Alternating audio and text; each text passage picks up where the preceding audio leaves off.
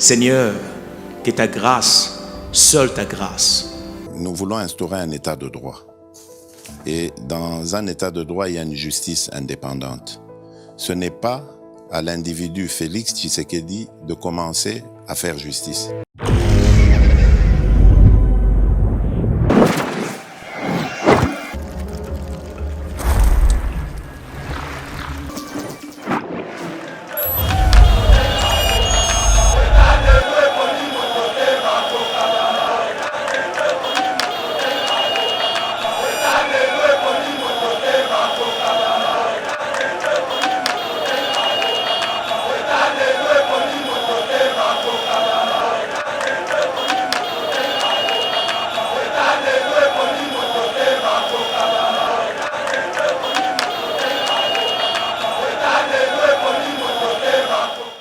Émission on a passé na motema pe na kanda passé na motema parce que to perdre o to bengi papa na biso ngoy mukena kanda parce que yé muta pesera Joseph Kabila kombo na ekolo abiba teka yango na lobi ateka or il fallait yazala to analyser na émission comment réconciliation katangezi mukolo zo sila nde mukolo emengo mukena azokufa tango zo mona le tout puissant Kabila akomi ko mikitisa pour na oluka négociation ça veut dire boloko comme pembeni ah bon te na so boloko comme pembeni a senti pena non na régime oyo loi portant ancien président et protéger nga shooté na liro to okende ba rochanga maboko so ba rochanga maboko na sani na luka na dembele sika mobwe mais na yebi so bien que Katumbi azaki na mission est-ce que Katumbi azaki union sacrée ça doit poser Katumbi azaki na union sacrée te mais Katumbi a tché ba pion na kati union sacrée.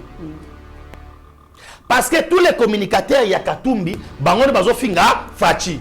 Il fallait normalement union sacrée à anticiper à bengana tous les ministres à Katumbi. Alors bah que non, viboye. C'est déjà déjà bénéficié. Mais nazo yebisa yo que c'est pourquoi gouverner c'est prévoir. On pouvait anticiper ces histoires. Pour nous comprendre makambo yo.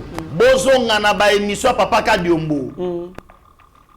Bozongela ba émission papa Kadiombo il a dit tout asa lobele makambo yo mbote balandia eba TV esengo makasi ya kutana bino émission na biso fait éveil patriotique émission oyo topesa bino information aliko dominer scène politique congolaise to lobela bongo réconciliation katangaise o écrit ba réaction batu ebele non seulement ba réaction ya bato bazaki na kata réconciliation na mais ba katangé misuso bazali libanda ya mboka star ya réaction ya Kibwe Katanga oyo ayebi na kosa réaction na ye trobela pe lisusu audio oyo efuité audio ya premier jour bakutana ki na forum wana oyo il paraît que monseigneur Fulgence Muteba zaliko yebisa katangé que comment est-ce que tozana kitebele na katanga awa me bakasai bazali ko bénéficier na babilo rebele to koki otika pouvoir te il faut to sangana to bimisa katangé moko na tête ya mboka na 2023 tout ça il a makambo belé bien que ba le cahier des charges de makambo misusu ce qui était officiel c'est que les chefs de l'État aussi étaient au courant. Voilà pourquoi vous avez vu la présence de certains ministres et cadre il y a union sacrée. Malheureusement kuna il paraît que ça m'a misusu et beta mi kuna audio fuité mutaza pour ça audio wana a contacter na ko tindela audio wana ayo kanenge bali koloba. Alors to le appel lisusu bongo Joseph Kabila lobby na sima ya makamwana lobaki to kolana pe oyo conseiller ou soit nani moko ya ba proche Moïse Katumbi pe alobaki Bola Frédéric tokolobela pe ce conflit où ezali coexister entre Sénat na Assemblée nationale autour ya choix ya candidat juge na cour constitutionnelle bazali toujours ko bendana oyo a présenter candidat na yo a présenter candidat na il faut ba yo kana po almisa obe candidat moko tobela pe liwa bongo ya ancien ministre de la défense Emengo Mukena wa utiko kufa lobi na Lubumbashi boyebi ngo Mukena dali muto alobaki ke bango ne mutu balukela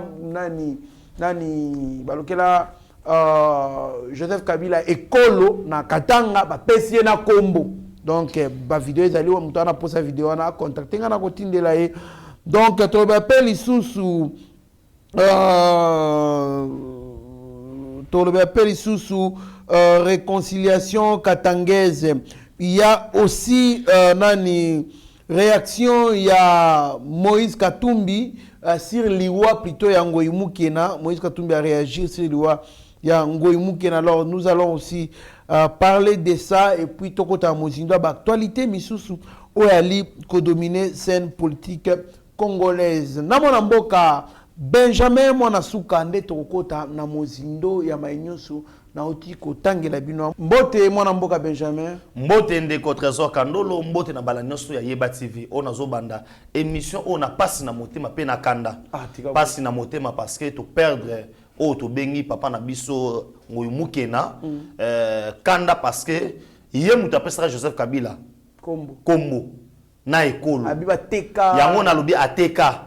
Or il fallait yazala to analyser na émission comment réconciliation katangese mukolo zo sila nde mukolo eme Ngoyi Mukena azokufa mukolo papa Kadiombo mukolo papa Kadiombo asala émission asuka dénoncer ba détail nyonso tout ya Katumbi lobby nango ba côté na ndaku après quelques jours papa Kadiombo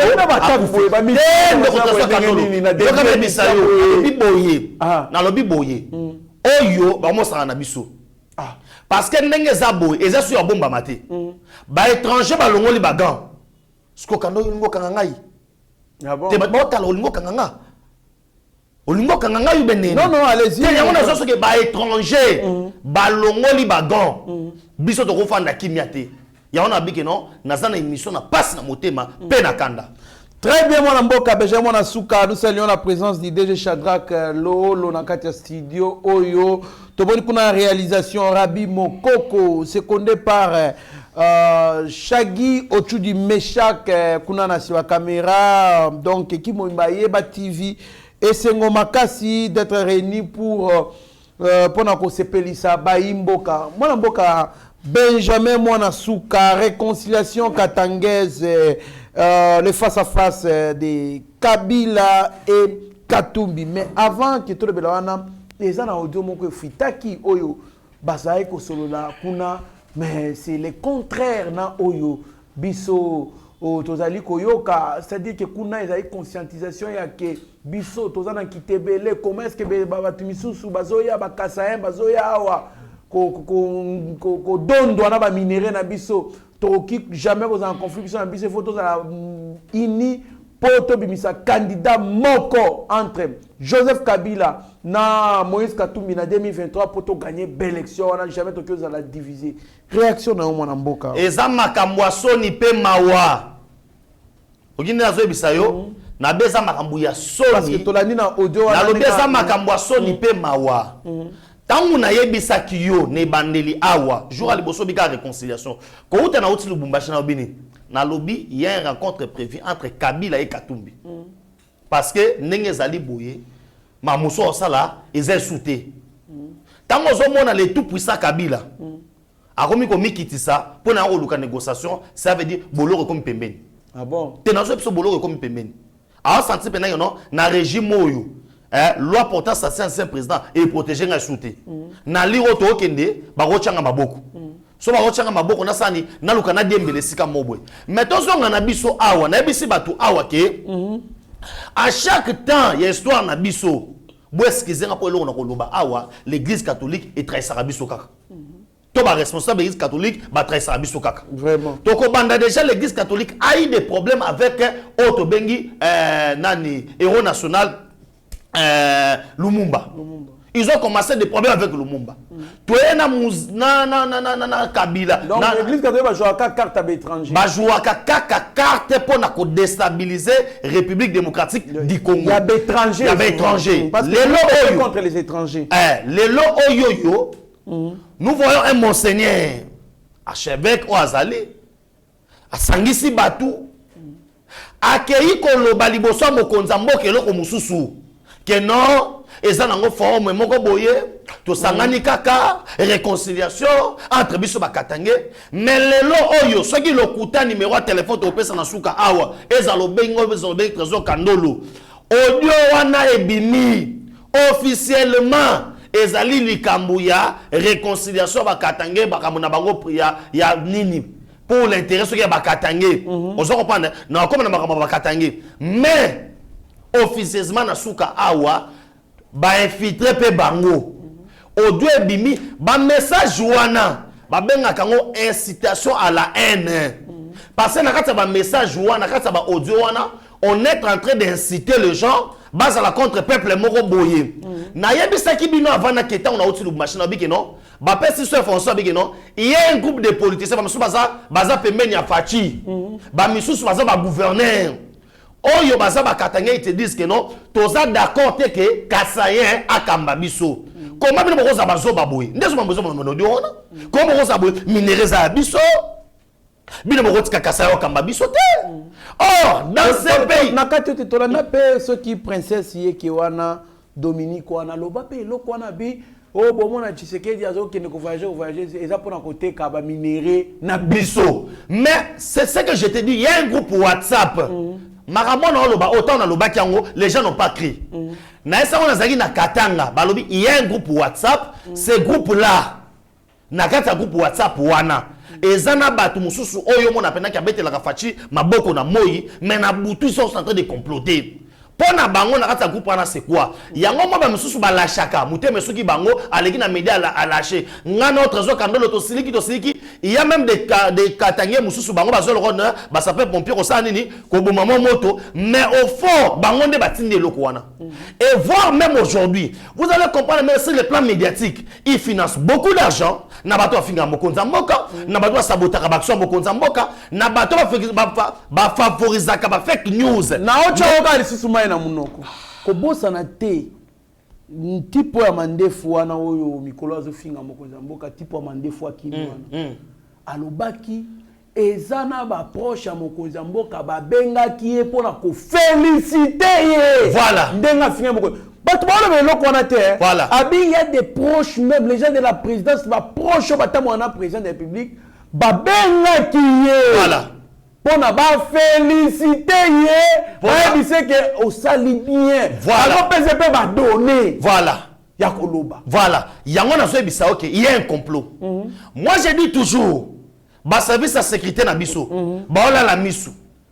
Ndeko tozo kandolo na autre bengi angle politique. Dans la politique, il n'y a pas de cadeaux. On ne se fait pas de cadeaux. Il n'y a pas de cadeaux, mon frère. Il n'y a rien pour rien. Là, les pouvoirs s'arrachent. Il n'y a rien pour rien. Mais ceux qui ont déjà le pouvoir, ils doivent conserver voilà. le pouvoir. Pour bien conserver le pouvoir, on doit avoir un bureau politique chargé.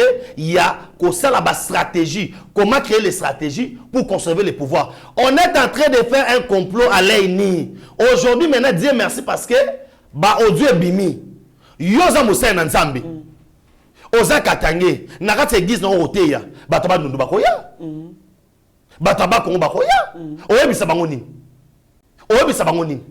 Parce que ceux qui bongo archevêque ya Kasa oriental, ayebisa pe bato Kasa iboy. Archevêque ceux qui ya bandundu, ceux qui ya Kikwit, ceux qui alo ba pe. Balkanisation nyonso ya wana. Ya wana zo yebisa yo, na yebisa ki yo awa. Il y a un plan de balkanisation qu'on est en train de Orobomba. Et là où maintenant na bandi so kotombo parce que boyo kangai bien bato ba olanda ngai. Bande ko nanga bakatange. Bande ko na bola nanga bakatange. Na Congo to na katanga te. Na Congo nde to za boyo to abikolo nyonso tout. On ne peut pas accepter qu'aujourd'hui, là où je me suis senti humilié, c'est quoi?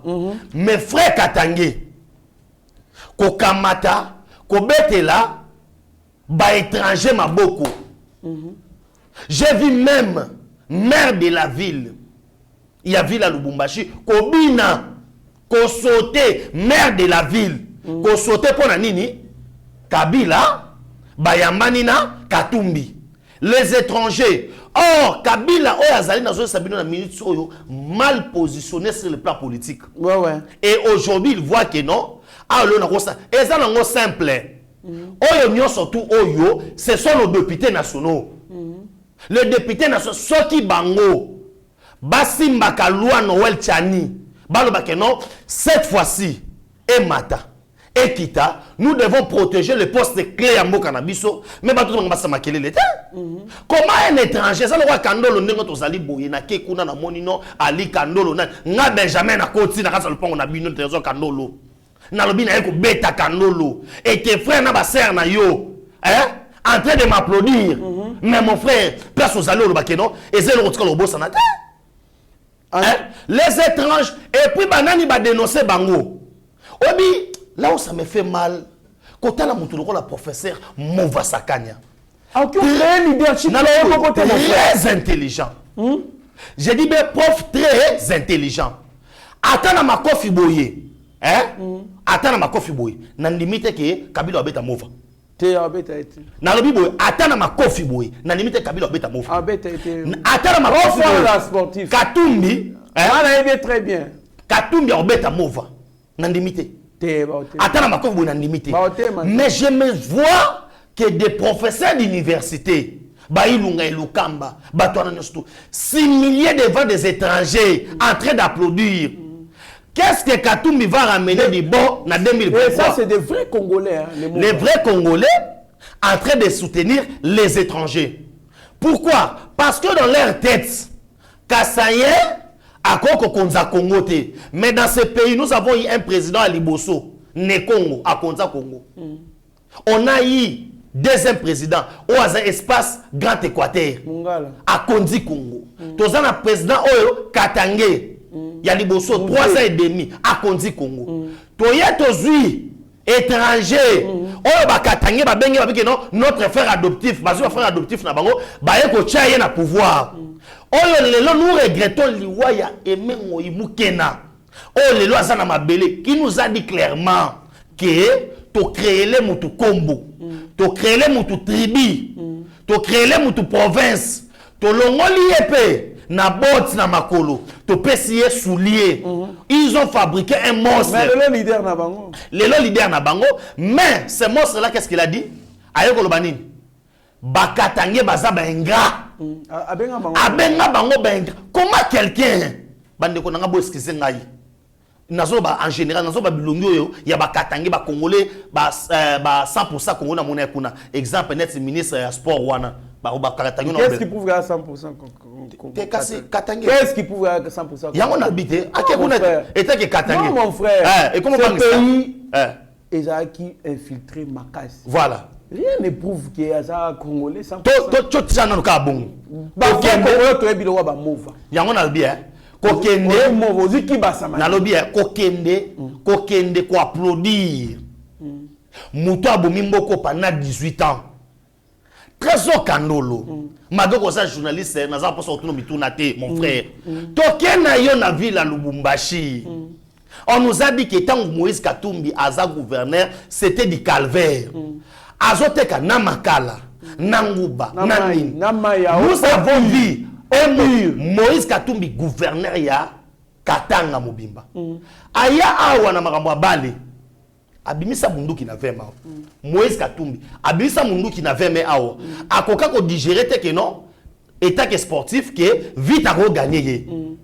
Vous comprenez? Combien de fois biso banave ya toza qui victime? Combien de fois justice? Voilà, combien de fois vite à bêta? Cela veut dire Katumbi étant gouverneur, il avait pris les Katanga comme étant un bien privé. A commencé Katanga comme étant propriété privée. À Sengakutu que désormais pour muta koma na Katanga abana kozwa visa mbala nanga liboso na kata mboka nanga pour se déplacer. Ça veut dire Katumbi a tellement la même constitution. Mais mon frère, pourquoi? Puisque ce sont des personnes qui n'ont pas droit dans ces pays. Mais qui n'ont pas des étrangers. Mais qui n'ont pas droit. Attends pour toi hypothèse ya que Katumbi yango azali na 25% ou 50% ya makila ba congolais. Mais il ne peut pas se donner ces droits-là, il y a qu'on envisager comme président de la République, non? Merci beaucoup. Nekotraso Kandolo. C'est un étranger, il faut tomber en attente sur la nation. Nous Congolais 100%. Mais les Congolais d'origine. Mais les Congolais d'origine, chef de l'État, les Congolais d'origine, tout ça pour notre initiative. C'est maintenant ou jamais où les Congolais font balabala. Parce que c'est constitutionnel. Ou non, n'ayez une proposition, il y a loi Noël Tiani Bouena, Bobeta Mokara. tout ça la pression dans l'Assemblée nationale. Mais oui. C'est constitutionnel. C'est maintenant ou jamais. Quels sont ces Congolais là? Normalement, ils ne sont pas déplorer. Benjamin Boloba. Pendant nini bokomi na basatana binotre de père et de mère. Bande konabiso bazali libana mboka. Bozana posa bomona moto pela na Kinshasa na Congo. Une semaine. Donc du lundi au vendredi na palais du peuple to Tchamakele les bazo batala makambo congolité. Bon contacter biso bo soutenir biso na ba moyens de sorte que to mobiliser bato. Appelez-nous, soutenez-nous na ba moyens to biso bato na balabala to teleme na likambo ba aligner la loi congolité de sorte que mutu pas comme président de la République faut la kaka congolais nous les peuples surtout na balabala Assemblée nationale a copié la moto et le président va instruire l'Assemblée nationale pour répondre parce qu'on peut déstabiliser Kinshasa sans ça que rien ne se fait parce que tout aussi en kaka loi congolais en écoute. Merci beaucoup de votre trésor Kandolo. Message les gens lancé par Nabino parce que oyebi lelo ba moyen médiatique kocha ba kaliko ko sala ba marche pacifique ko sala ba sit-in les constitutionnels mais c'est les moyens qui nous manquent. Et sobo bengi biso to sala ngo pourquoi na lo ba bongo ba Congolais bazo mona danger té que une partie à Congo na biso bandimi kotombola les deux étrangers Kabila na Katumbi. Pourquoi na lo ba bongo? Katumbi a déclaré na ba vidéo ezali ba vidéo to na ngo yoka bebo na suka buto pesa na bino botala ngo bino nyonso. Katumbi a déclaré au effort que Kabila c'est étranger.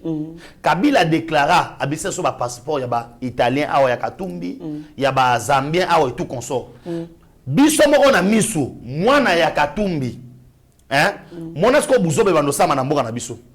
To chato supposé Katumbi président ya Congo, mwana na député na Zambie. Oh na Zambie pour na comme député et sengeli tata to maman na yo bazala ba zambien. Cela veut dire koto et moi na député koto ye moko président wapi na Congo. Maintenant il y aura ce place danger za makasi. Ba Congolais bazo comprendre que non toujours que ne vers balkanisation. Voilà. Ba Congolais bazo comprendre que non forum ou salamaki ils ont déjà plan balkanisation parce que erotine nanine bakatange basa bakase basa la réconciliation na bango. Déjà, non, admettons que toutes les provinces, Basali, la réconciliation là-bas. Si imagine-toi, un Denis Kadima, président Asseni, na réconciliation à Bakasayen, Pembe na Fachi, Bolobani. Cela veut dire, pour moi, on était à la Kanga, on ne devait pas autoriser ces assises. Ce qui Kabila, na Katumbi, na chambre. Kabila linga ben sa Katumbi na Kingakati ba ke solo là. Et maintenant yo kan de trésor quand on a chité awa pour likambo. Maintenant na ngine sa ba Congolais ke tozana Congolais oza supérieur ko le ba Congolais mususu te. Ba katange baza likolo ya ba kasayete. Bakassien basali kolo, il y a pas de on n'a pas de super congolais. Les enfants chéris de la République. Maintenant, nous demandons à la diaspora, nous demandons à tous les Congolais Bolanda Bisso. Nous Bolanda Bisso les amis de Yeba TV na Lubumbashi tout consort. Et comme ce qu'on attend surtout ça nini, to simba na balabala. To lo bakeno, trop c'est trop. Oyebi ni rotoso kandolo. Soki mutayena ndako na bino, yo pesa le rapport. Papa na bino to maman na bino ko supporter. Mais sera débordé. Abetio mbata. Papa va autorisé ton maman va autorisé. Allez, bon simbaye. Tota na nous vidéo ne ba pesa mbote bon to kutanasi.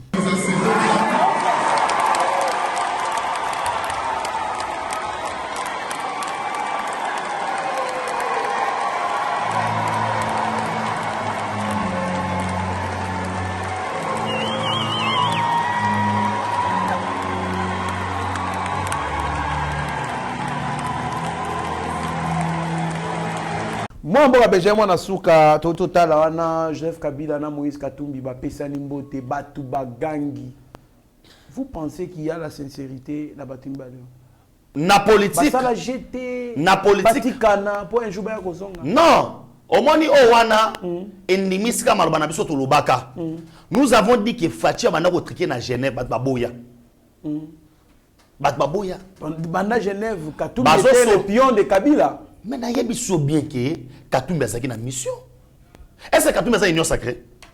naza droit poser Katumbi aza na union sacrée te mais Katumbi a tcheba pion na kati union sacrée parce que tous les communicateurs ya Katumbi bango bazo finga Fachi na kati ya ko finga Fachi bazo finga ba ministre parce que Katumbi a compris ceci Katumbi a joué au bengi jemoko ya mayele makasi parce que yebi ke calcul na sanango si l'annonce au ministre que notre lungwe na union sacrée officiellement bon ça ni mais place na soloba batangi sangai meilleure défense des attaques il fallait ce qu'on bato ngambo union sacrée au là ko se kobena na kabiso na biso au là ko sala na distraction il fallait normalement union sacrée a anticiper a bengana tous les ministres à Katumbi alors ba que non viboye. C'est déjà ta bénéficié. Mais c'est pourquoi gouverner, c'est prévoir.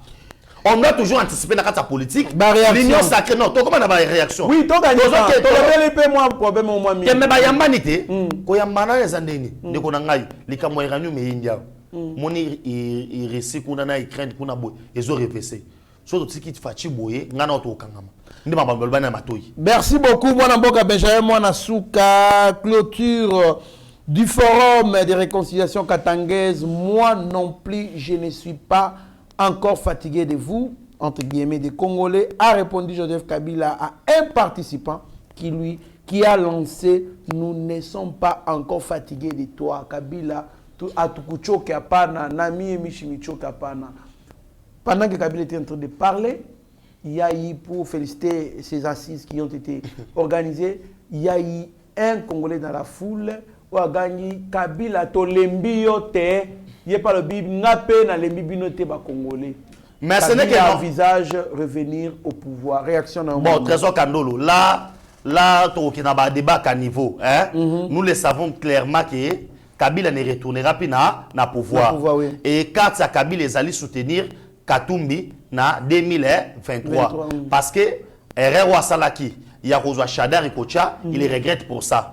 Et à comprendre que non, prendre encore un Congolais, Oyo, Kocha est en tête pour qu'il ne rebonde Bitumba face à Fachi aussi Mbate. Mais j'aimerais dire calmer aussi la population.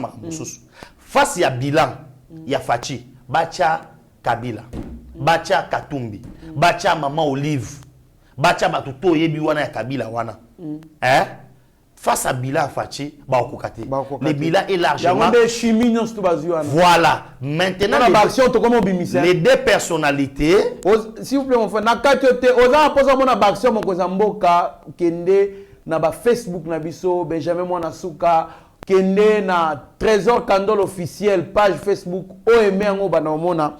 Et puis bakise la bango ke mikolo yo to ke ne mimi na TikTok. Ah TikTok. Trésor Kandolo na TikTok, Benjamin Mwana Souka na TikTok. On s'abonner pour to bando pour ba blog muso ça. Partager ma vidéo, aimer ma vidéo. Voilà. Pour toi bisson de Trésor Kandolo. Que tous ces gens ici ba yebi ke Katumbi, Kabila, même nous les Congolais. Parce que moni awa ba les ana ngambu ya ba biso ba Congolais. Biso ne to ko sceller to lobi ke non à bas les étrangers. On se comprend, hein? Parce que il y a des gens congolais qui ont réfléchi, qui a mis en place une loi. Soutenons cette loi. Oui, oui. C'est ça.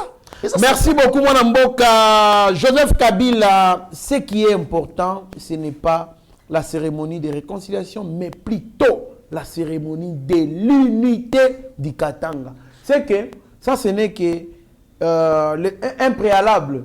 Il y a une autre cérémonie qui va suivre, et c'est cérémonie à unité à Katanga. Maintenant, moi, j'analyse Maloba. Oh, cérémonie à.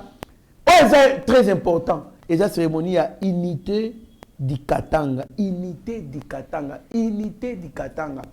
C'est Kabila qui a démembrement à Katanga et comme 4 provinces. Olomami, Okatanga, Tanganyika et puis Lualaba. Mais comment est-ce qu'on nous parle de l'unité du Katanga? Parce que réconciliation déjà unité, il y a Katangé. Mais ici on ne parle pas de l'unité du Katanga, de Katangé, mais je veux Kabila parler de l'unité du Katanga. Et or, pendant la résolution, il faut réunifier les Katanga. Pour en faire quoi pendant que la constitution est le démembrement. Oyo, Etienne Tshisekedi a téléméné en mais on avait voté par la majorité consort, les caca dans ma condition, les caca, on ne sait jamais. Mais Joseph Kabila parle de l'unité du Katanga, mais aussi il dit ceci. Il faut veiller à ce que les recommandations faites dans ces forums et Kokisama, elles allaient réaliser. La jeunesse doit mettre la pression pour les recommandations et ça les Mon frère, qu'est-ce qu'on nous cache derrière tout ça? Mais qu'est-ce qu'on nous cache? On nous cache la balkanisation. Voilà. Mais c'est simple, le trésor Kandolo. Joseph Kabila est en train de revoir ses cartes. Il a parlé de l'unité. J'ai dit d'abord, c'est simple. La réconciliation, c'est ce qu'on a vu à la télé. La réconciliation, c'est déjà l'unité. Voilà. Des peuples katangés. Voilà. Maintenant, on parle maintenant de réconciliation, la unité. Voilà. On a vu tous les katangés là-bas. Est-ce que cette réconciliation, d'abord pour plusieurs katangés, ça ne devait pas se faire entre réconciliation à Katangé. Il fallait la réconciliation, il y a Congo Mobimba. Il a été présent pas seulement pour les Katanga, Joseph Kabila.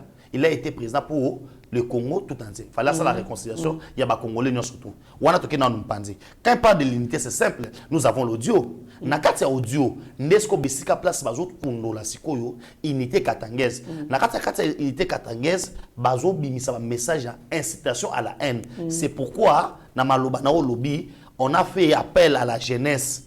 Besoin c'était jeunesse pas banni. Jeunesse a prêt pression. Oh, jeunesse ne baganga bakamuya katanga et tant biso to la mukanabino awa. Maire de la ville ou a serré terreur. Oyo moto linge bimatre bakasena bakatangé. Il est en train de jubiler. Total une vidéo. OK. Total ne ba bina maire de la ville wana. Oyo a créé Kimbutu mutu na katanga akobina eboto kutanasi.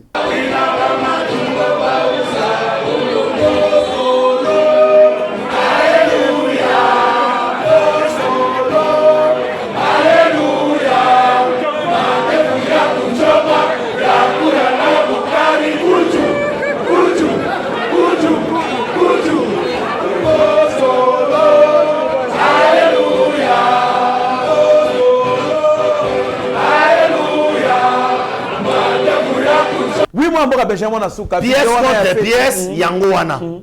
Maire de la ville wana na lito ya Kabila. Yebisanga yi. Barosala nini. C'est pourquoi j'ai dit meilleure défense des attaques. On pouvait anticiper ces histoires. Pendant qu'on comprend de makamboyo, bozonga na ba émission Papa Kadiombo. Bozonga la ba émission Papa Kadiombo, il a dit tout. Asa lobele makamboyo.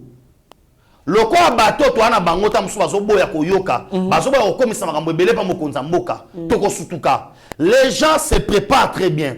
On va toi sangani wana baza ba millionnaire na ba milliardaire.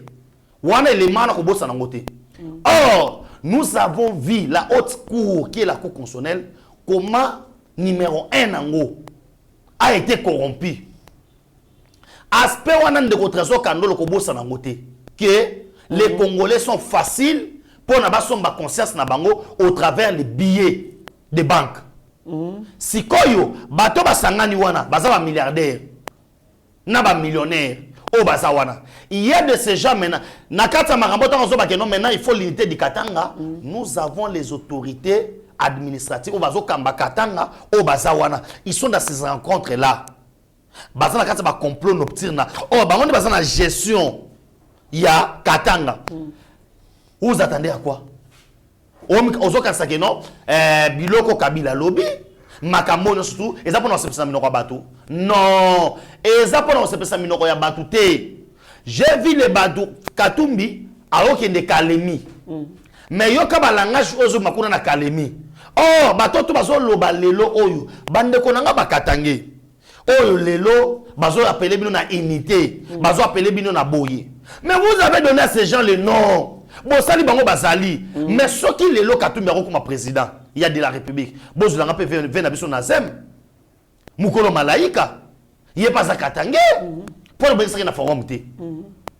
Ibrahim Kabila. Pour le bénéficier de forum. Parce que Mouninga est opérateur économique à Zawana. Ibrahim Kabila, le bénéficier de Poani.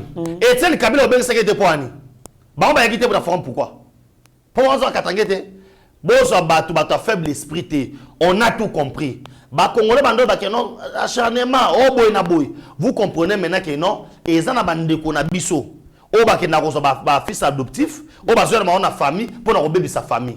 Mais moi je vous dis que toza lisu likolo ya lisu. C'est que moi je peux demander maintenant chef de l'État Ezaka Moko.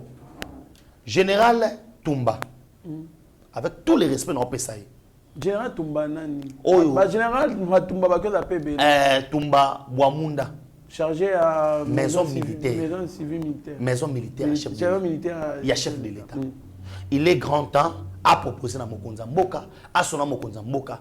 Et lorsque photo ça na minutes oyo, on peut pas empêcher les gens ba réunion na ba on obtire. Mais basa la permutation ya ba soda. Basa la permutation ya ba généraux. Il faut makamo ezali urgence ya kosakanate. Balongola bato no so baza ba tête au aner. O soki deniap, o soki ni nakatanga. Bati na ba on a ba Congo. Bakamata ya ba Congo. C'est comme ça qu'on va nazo bison de contre so kandolo. Général Passas Moussis Diaf azana katanga. Jusque là les 750 policiers o kiabula lobaki ki no bazana katanga, bakimaki na minduki, bazali introuvable. Mais selon les informations, c'est une milice. Oh, déjà Zawana. Quand on appelle la jeunesse katangaise dans Malibanda, j'ai dit ça dans le lobby, on doit d'abord empêcher les jeunes, il y a IDPS, il y a Jinadef, il y a Nin, Balataka, Babiloko ezali militaire, Babot, Bateni militaire, Bapex, ministre intérieur. Il y a un tiré son d'alarme. Ministre intérieur, Salam Moussala Nayo. On doit d'abord interdire na Katanga que Motu Alatana no loko yuza soda. Parce qu'il y a un complot qui est en train de se préparer et vous laissez Kabila au hasard danger, Katumbo au hasard danger, dangereux, Nakata Katanga, basa ba déclaration. Ils ont voilé ma déclaration na bango, mais en fond nango ozoka réconciliation kotoyo mais unité katangaise ne oskoyo tozo bunda pona ngo. Merci, moi Mboka Benjamin Lansouka, réconciliation katangaise. En cas d'élection en 2023, le prochain président de la République démocratique du Congo sera un Katangé, Bola Frédéric, conseiller de Moïse Katumbi Tchapou. Bon, wana za vina hier. Tout comme on appelle dans na 2023 muto meza fachi. Je peux pas l'interdire. Vous comprenez maintenant que makambu oyo bakenda ko sanganeza ya pouvoir et ça makambu ya réconciliation te. Ndeko Trésor Kandolo. Et là conquête à nazo répéter les batu bien que makambo no surtout basé na Katanga, c'est pas pour l'intérêt des Congolais. Est-ce que ba Congolais bazo kanga? Voilà. Ba Congolais bo fongola matoi, bo kata parti bo panza mo mokili mobimba. Tout ce qui s'est fait au Katanga, Edi Kapenda lobi yango. A lobi nyonso sa mana Katanga et ça pour l'intérêt à Congo te. Je ne trahirai jamais les Congo. Kibwe Katanga, voilà réaction Kibwe Katanga. Il a intervenu aussi. Toyebi Kibwe Katanga, c'est quelqu'un qui est connu par rapport à ses sorties médiatiques. C'est quelqu'un qui a toujours voulu Katanga et ceux qui n'ont Yomoko Yebi. Mais cette fois-ci, il dit si la réconciliation katangaise était pour que Kabila et Moïse se réconcilient pour envisager la reconquête du pouvoir. Là, en tout cas, il faut que tous les Katangais s'allient derrière Tshisekedi, qu'ils adhèrent dans l'union sacrée. On a tout intérêt de soutenir les présidents en fonction, en place. Pourquoi? Parce que Kabila et Katumbi sont des étrangers, ne sont pas Katangais. Alors, ce qu'il faut, qu'il y ait une logique, il faut pas comme un président en réaction à mon de contre Kandolo, ce pays est outil na KO. Pour nani? Ilunga ilukamba. O afandi pe mena Kabila. Voilà. 2 ans. Premier ministre na Mboko. Budget zo kitaka soko kita. Obi, elo na mo imaginer ça ni. Nicolas Kazadi, ministre des Finances. C'est là le goût du ministre des Finances. Nicolas Kazadi na une année da gouvernement na bango. Budget doublé. Budget est triplé. Ils ont triplé. Ouais, triplé parce que presque 11 milliards. Mon frère. Il y a 4 milliards. Mon frère. Presque triplé. Quand tu vois un mousito malga au salaboui. Quand tu vois Moutoulo la nani, on a été la biso ba veste l'équipe nationale la nani. Nani 7 Kikouli. 7 Kikouli. Tant on a battu on a malgré ba critique ba on dima. Ezali panango. 7 Kikouli andimi. Te andimi. Ah. Andimi alobi ke no ba prouesse oyo nani 7 Kikouli andimi. Andimi. Nazo biso sko boye ndeko trésor kandolo. Tant on zo kandeko na biso kibwa oloba. Omoni nga Benjamin na zabu. Ole ya Moïse Katumbi. Bato ba mo elo na lobo eza passe. Ole ya Moïse Katumbi. Président RDC. Vous me tochata taba. Ah, tu vois. Te vous me tochata taba. Ke Moïse Katumbi. Mais taba dans l'inconscient. Yango na zoba yango na loba. So mo nga na komi na niveau ya Abeda Chou pe comme appel président. Na koma kuto Abeda Chou te ndeko traso kandolo. Yora na bisayo dans mon pays le Congo. À l'époque de Kabila. Pour na passer appel. Et c'est ngana beta pa et leki na Rwanda. Ne Rwanda nimi nde ba yambinga na téléphone. Na mboko yanga. Na mboka oyo yanga, na mboka oyo yanga. Elengesa depuis 1960. Nzele zate. Mutu po aya victoire, to mutu aya matongi. Et sengele asani, asala contour. Na mboko yanga, na mboka oyo yanga. Il faut avoir monga fula bana lemba bana ya matonge na mboko yanga bana ya kan Luka il a fallu 60 ans après 63e année d'indépendance 63 ans après 62 ans pardon après pour na komona un chef de l'état à kota kan Luka. Oh, bazana ngalema commune présidentielle. À côté na Kanluka. Ma voisin président. À côté na Kanluka. Atambola likolo ya libaya ya mukie. Ayoka pasi na bango. Sikoyo ozongisanga. Mais Kandolo wana na ebité soki il faut na wana na kobakiselo ko mo fona simba wana na simba minduki. Ça va to na Katumbi to Katumbi to Kabila. Là ça révolte. On m'a to fanda boy. Nous prenons toute une émission pour notre salle émission ya kolobela ba étranger parce que nos frères Katangé ba adopter bango ba tie bango wana ki ba comme président. Et puis lelo oyo les Katangé na zo sa bandeko nanga. Baza très à l'aise.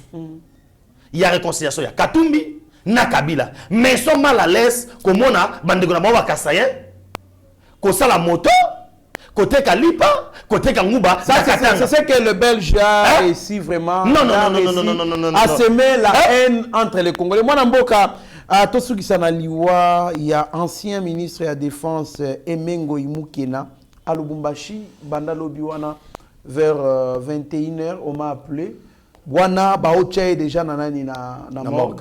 Benginga, Moutouala Kouta proposé Bina Tindelo ba photo. Voilà pourquoi j'étais parmi les premières personnes qui ont annoncé du Wana na page Facebook Nangai. Parce que y a quelqu'un qui m'a appelé qui était sur place. Sur place. C'était pour la sensibilité à Batumisusu. J'annonce ça dans les réseaux sociaux. Puis j'ai annoncé ça dans la page Facebook Nangai Trésor Kandolo officiel. Moi, Mboka Benjamin Monasuka. Comment c'est-il que quelques jours, Miloulouane Sili, il y a réconciliation, Ngoïmoukena, qui n'est pas n'importe qui, c'est lui qui avait dévoilé le secret que Bangonde Bapesa Joseph Kabila Komboya, Kabila Kabangi, Bapesa Pena Tribi, Baloukele na coin, na Katanga. Réaction dans mon ambo. Ndeko Trazo Kandolo, Omoni Kabila. Parce que cette vidéo coûte cher maintenant à Kabila. Nabiboy, Kabila, Nakatumbi, Bazana ba méthode ba éliminer Moutou. On a ça. Nabiso Kabila Nakatumbi, Bazaba spécialiste. Basala blague te. Talaka ba veo, talaka Kabila Nakatumbi, talaka Kabila. A éliminer Katumba moins que na pété. A éliminer Sama Kaputu na pété. Osoka Katumbi ninga zawana. Soki lelo papa Kadiombo a dévoilé ka secret ya Katumbi te mais naza bon naza bon moy Ah, Père Wana, c'est toute une bibliothèque. Ozoma. Et même non, ça c'est une bibliothèque vraiment. Soki Andimaka pas si fort. Soki Andimaka appelle ya koya. Parce que soki Andimaka appelle ya koya na kati ya réconciliation. Elle wa lembuli bisanzata. Yo le bige mutu wana congolais te. Oya na réconciliation na bango ndeni. Et puis so tali réconciliation na monseigneur soka sa banga nzambe. Soko banga nzambe. Au mona que tous les gens oyo balobela mingi nationalité douteuse ya Katumbi na Kabila bazaki te. Bana musée combien bazaki wana. Bana ya musée combien bazaki wana. OK. Ya wana so ba vrai bana ya musée. Bazaki te. Faut ba bana ba vrai bana ya musée bazaki te. Omoni Edi Kapen malobo alobi. Mais emengo imukena. Il a payé de son sang pour na makambo. Ya wana lo bato fungola misu. Ah, jusqu'à quand, nous, le Katangé, vous allez sacrifier vos frères à cause des étrangers? Hein? Mais il y a beaucoup de Katangés. Entre un ami et un frère. Il y a un ami. Champagne. Il y a entre un ami et un frère. Le choix est clair. Le choix est clair. Et ça raconte Marambouya qu'on discutait, qu'on calculait. Mais jusqu'à quand vous allez nous fabriquer des faux katangés? Aujourd'hui, maintenant, paix à son âme, papa Emengoy Moukena, nous allons retenir na yo, sans ya bravo na yo. Au kangam mon côté, au tikeli biso testament lobike, yo ne m'topé sa combo, yo ne m'topé sa tribu. Ma grosse qui m'a bé, to limbisio, que ton âme repose en paix. Très bien, mon amboka, que ton âme repose en paix. En tout cas, mes condoléances les plus attristées à notre cher ami héritier Kamene Ozali, moi ya ancien ministre Ngoyi Moukena. En tout cas, Nzambe a consolé mité manabino de bonnes choses. Mon amboka, Benjamin Nasuka, conflit au Sugisana, conflit au Ezali ko persistait toujours entre Assemblée nationale, na Sénat, na choix ya ba candidat. Il y a cour constitutionnelle, comme juge il y a cour constitutionnelle, Kotoyo Sénat bimisi mutunae, Koto Assemblée nationale bimisi mutunae, bali koyo kanate. Réaction no Ezali. Normalement on va créer une commission paritaire hein. Commission paritaire mixte. Voilà, selon l'article 135 de la Constitution, vous allez comprendre que non ceux qui confient à nous persister kaka. Et aux annonces simples, les assemblées nationales de moto choix na primé. Ça veut dire que la Constitution a été claire et si règle qui déjà dossier wana et aujourd'hui toza lisikola makamwana poani. Comment on a marmoto sema cour constitutionnelle et nous savons cette cour qu'est-ce que ça représente les juridictions à souka na mboka na biso o eleki yango ezalité et toko lukate to sala soki pendengeni po na moni ba constitution de Jésus fungama po to lukato yeba ezande article 135 et bon comprendre kuna que non s'il y a des conflits et tout consort Assemblée nationale yango mutu eko primé et aujourd'hui et c'est que ça na ba congolais que non makambo s'est changé. Toujours la politique na lolenge mususu. Ozana posa ya kumene combat ya politique. Oko mena na ba moyen na makambo nyo surtout. Et aujourd'hui biso surtout za miso ko fungama. Ko tala mamunenge zo ke biso to kanga maboko te. Biso to ba acteur politique. O to mobiliser les lobato. To mobiliser 10 000, 20 000, 100 000 personnes pour kaka loi des pères et des mères. D'abord na profil na ngana longola biloko nyonso na chaka des pères et des mères. Ba congolais nyonso surtout awa sko bitumba ngwa des pères et des mères sani et lamuki to longola baga to bunda pona bitumba wana. Très bien mon amboka Benjamin Mwanasuka. En tout cas, je pense que là-dessus la constitution est claire lorsqu'il y a les désaccords entre le Sénat et l'Assemblée nationale. La décision de l'Assemblée nationale prime. Pourquoi? Parce que les députés sont élus au suffrage universel direct, tandis que Bamsoussou est allé au suffrage universel indirect. Donc, moi, Benjamin, je suis en émission Nabiso. Tala caméra ya Shagio Chudimeshak secondé par Rabi Mokoko la réalisation bon on peut s'en lobano ya soup. Merci beaucoup ndeko Trésor Kandolo, merci na bana nyonso ya Yeba TV. Bomona eto bandage émission na kanda na bosani ko souhaiter ko to papa Nangaï, papa Moïse Pataoule, mon père spirituel, joyeux anniversaire à toi papa, vraiment plein de bonnes choses. Nzambe Sousou abate la yo mingi vraiment Nzambe apambola. Pourquoi pas n'appeler ça Sousou joyeux anniversaire na Isabelle Matondo Bella Matuta, joyeux anniversaire na yo et que plein de bonnes choses vraiment de la part il y a Esther Bilonda, Zambia Pambola yo na bosanité Medi Munga. Bon anniversaire na yo Medi Munga pour na oyebi sabino que no ba congolais tout boza toujours branché parce que bitumba o to anango eza blague. On a promis les audios, les vidéos, numéro de téléphone c'est plus 243 9 70 40 89 57. Mbote na maître Denis Punga en direct États-Unis, pourquoi pas il y a Esther Bilonda, maman Flavie Kalongimer, yanga motema Nzamba Pambolo, pourquoi pas à ma belle-sœur, il y a Nanga Motema, il y a Dorcas Chibwabwa, en direct à Brésil, na bananion surtout, Motema ya William Kongolo, et na pesi bino surtout, Mbote eke, Mokola lobi toze suna bino awa, lisu kolo lisu, Katange, Muluba, Muswahili, Mukongo, biso toza ba Congolais, Mutobang sa moninga zate, po Kongo za biso nyonso. Merci beaucoup, Mwana Mboka Benjamin Mwana Souka. En tout cas, il y a des choses que nous devons nous dire, nous Congolais. Joseph Kabila parle de l'unité du Katanga. Il dit la cérémonie de la réconciliation des Katangais n'est pas importante. Ce qui est important, c'est la cérémonie de l'unité du Katanga. L'unité du Katanga, mais nous savons bien que c'est eux qui ont amené cette constitution. La constitution qui a démembré la RDC. Les Katanga divisés maintenant en 4 portions. Olomami, Okatanga, Tanganyika et Lualaba. Alors, nous devons bien réfléchir là-dessus. Pourquoi? L'unité du Katanga, ça nous laisse à beaucoup réfléchir. Pourquoi? Il dit encore que toutes les recommandations qui ont été faites dans ces forums doivent être mises en pratique. Et la jeunesse doit faire pression pour que cela soit effectif. Non, nous devons réfléchir là-dessus. Et aussi, nous tous Congolais, nous savons que la RDC va demeurer et doit demeurer et inclusive. Donc, nous allons veiller à ce que aucun territoire de la RDC ne soit déconnecté du grand territoire que nous savons. Et nous devons aimer notre pays. Restez branchés sur notre chaîne, vous ne serez en aucun cas d'ici. Mieux vaut être maître de son silence que plutôt esclave de ses propres mots. Merci. Seigneur, que ta grâce, seule ta grâce. Nous voulons instaurer un état de droit. Et dans un état de droit, il y a une justice indépendante.